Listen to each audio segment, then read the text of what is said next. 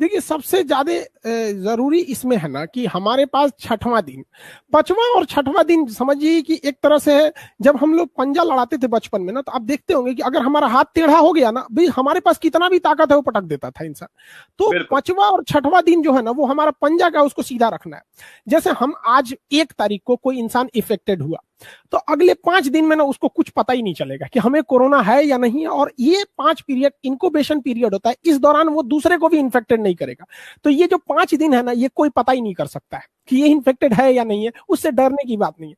लेकिन लोग क्या कर रहे हैं कि जब उन्हें बुखार आ रहा है तो वो इग्नोर कर रहे हैं। जिस दिन आपको पहला बुखार आया उस दिन से काउंटिंग चालू कीजिए, किस दिन आपको बुखार आया। अगर कंटिन्यू 5 दिन तक लक्षण दिख रहा है कंटिन्यू, तो आपको आरटीपीसीआर पॉजिटिव है कि निगेटिव है, क्या है क्या नहीं, आपको लक्षण दिख गया ना, यहाँ तो जांच नहीं हो रही है। कई लोग हमारे जान पहचान में यहाँ पे थे, वो लोग मर गए, उनका जांच तक नहीं हुआ, जगह ही नहीं है।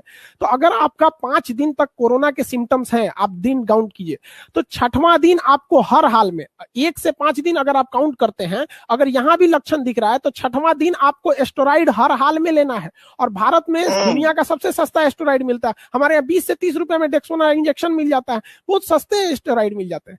अगर ये एस्टेरॉइड हम लोगों ने ले लिया 5वां से 6वां दिन एस्टेरॉइड की मात्रा, तो वो कोरोना को बढ़ने से रोक देता है। एस्टेरॉइड जो होता है वो क्या करता है, जैसे डेक्सामेथासोन, जिसे बहुत कॉमनली डेक्सोना के नाम से जानते हैं, गांव गांव में ये अवेलेबल है, लोगों को टाइफाइड तक में दिया जाता है। ये क्या करता है, गांव में देखिएगा कोई झगड़ालू आदमी होता है, जब लोगों में झगड़ा होता है ना, तो वो आके पिन मार देता है, मार मार मार, मैं मार, माँ का दूध पिया है तो मार, बाप का औलाद है तो मार। तो वो क्या करता है ना, जब किसी को आप कह दीजिएगा कि तुम बाप का औलाद है मार, तो उसके अंदर एक अलग एनर्जी आता है कि भाई मारना है, बाप की इज्जत भी बचानी है। बस हमारे शरीर में जो डेक्सामेथासोन है ना, बस वही कर देता है। वो हमारे इम्यून सिस्टम को बाईपास करके आगे निकल जाता है और इम्यून को कहता है मार इस कोरोना को, मार मार।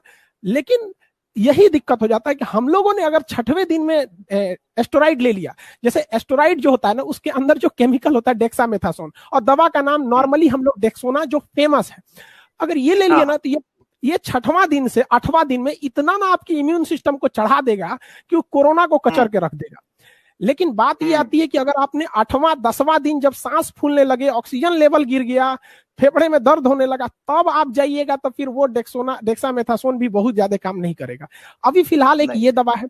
दूसरी एक और समस्या देखी गई है इसमें कि ब्लड क्लॉटिंग करता है, और ब्लड क्लॉटिंग में एक बहुत बड़ी खराबी है कि किसी में ये ब्लड क्लॉट कर रहा है और किसी में नहीं कर रहा है। तो इसको क्या किया जाता है, तो एक एंटीकोलुगेंट दवा होती है जो ब्लड को जमने से रोकती है। अब ये बहुत समस्या है कि किसी में जम रहा है किसी में नहीं जम रहा है। तो डॉक्टर्स, हमारी बहुत सारे डॉक्टर से बात हुई, तो उन लोगों ने कहा कि हम लोग मतलब इसको प्रिकॉशन के रूप में जो ब्लड क्लॉटिंग को रोकती है दवा, उसको हम टेबलेट फॉर्म में दे रहे हैं, ताकि वो मतलब एवरेज रहेगा, जिसको जरूरत है जिसको नहीं है, तो एक बीच का एवरेज रहेगा। क्योंकि खून का बहुत ज्यादा पतला होना भी दिक्कत हो जाता है। अगर ब्लड क्लॉट किया तो स्ट्रोक आने की समस्या होती है। जैसे हम लोगों ने अपने बीच में रोहित सरदाना जी को खो दिए, उनका सब कुछ सही था, बट स्ट्रोक आया, हार्ट अटैक कर गया। तो यहां पर ये 2 ही दवा भी काम कर रही है। और दूसरा ऑक्सीजन थेरेपी, आप प्रोन पोजीशन पे लेटिए, उल्टा लेटकर सीने के पास तकिया लगा दीजिए ताकि सीने पे जोर पड़े। यहाँ के जो मसल्स होते हैं ना सीने के, ये रेस्ट पोजीशन पे रहते हैं। तो जब हम इसको पेट दबा के लेटते हैं और यहाँ तकिया लगा देते हैं, तो इन पे जोर पड़ता है, तो ये भी ऑक्सीजन बढ़ाते हैं। अगर आपका ऑक्सीजन लेवल 90 है और आप आधा घंटा प्रोन पोजीशन पे लेट गए, तो वो 95 खुद ही कर देगा। तो ये 3 ही चीज काम कर रहे हैं। और रही बात, लोग कह रहे हैं कि जी जी जी जी बिल्कुल। तो जो अलग से जो दवाई दे रही है, हम डॉक्टर लोगों से भी डिस्कस किए, तो उन्होंने कहा कि देखिए सर, हम इसको इसलिए दे रहे हैं कि इस कोरोना के साथ साथ मल्टी ऑर्गन फेल्योर भी हो जा रहा है, निमोनिया भी आ जा रहा है। तो वायरल लोड तो है ही है, बैक्टीरियल इन्फेक्शन ना हो जाए, इसके लिए अलग से विटामिन सी चला दो, जिंक की गोली चला दो, ये सारी चीजें, भूख की दवा चला दो। तो ये सब चीज अलग से दिया जा रहा है। जबकि मेन 3 ही चीज करेगा, एस्टेरॉइड करेगा, एंटीकोलुगेंट करेगा और आपकी ऑक्सीजन थेरेपी, बस यही अभी फिलहाल में। और एक सबसे जरूरी जो है रेमडेसिविर। रेमडेसिविर आप जान के ताज्जुब किए, रेमडेसिविर अच्छी दवा है, बट दिसंबर के महीने में रेमडेसिविर का इतना प्रोडक्शन हो गया था कि उन्होंने अपनी प्रोडक्शन को डिस्ट्रॉय किया। गवर्नमेंट से पूछा तो गवर्नमेंट ने कहा कि तो लेवल ही कम हो गया है।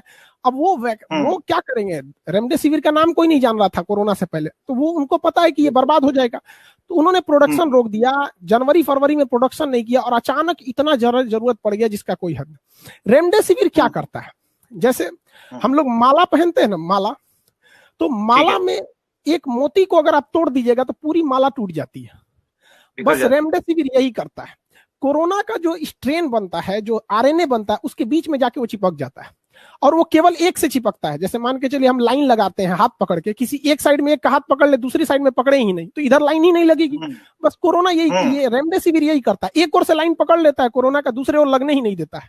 इसलिए कोरोना हमारे बॉडी में आने के बाद अपनी संख्या नहीं बढ़ा पाता है, वो हर माला की एक मोती तोड़ देता है जिससे माला टूट जाती है।